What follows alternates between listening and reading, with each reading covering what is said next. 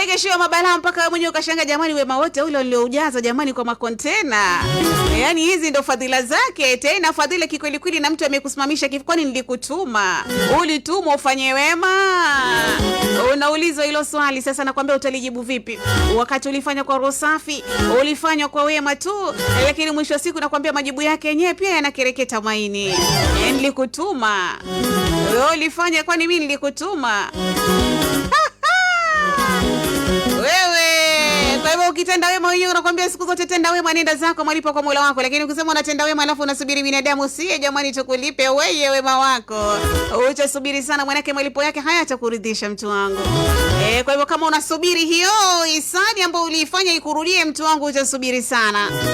Tena sana nakwambia, utajaza hasira, utajaza chuki na utataka kulipiza visasi. Haina haja, ukitenda wema nenda zako malipo yako kwa Mola wako. Kama utalipiwa wewe, utalipua vizazi vyako, hapo vipi mtu wangu?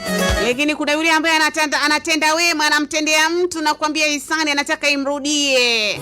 Tena nakwambia na kuchukua mpaka na mikrofoni na kutangaza, jamani yule kama si mimi yule asingefika pale. Yule sasa hivi anidharau mimi yule, na mimi ndo nilimnunulia nini na nini na nini. Yule sasa jamani, Mwenyezi Mungu atazo baraka atakupa vipi? Hata kama alikupa sasa atakupokonya. Maana yake mwisho wa siku nakwambia unajinaki. Upasi kujinaki pale unapokuwa unamsaidia mtu.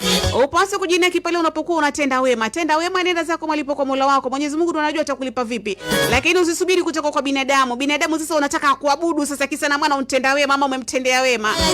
Kila kikuona nakwambia kupigie magoti ya kusujudie. Inakuwa haifai na haipendezi bila shaka kwa macho ya Mwenyezi Mungu, pia nakwambia mwisho wa siku nakwambia hupati chochote.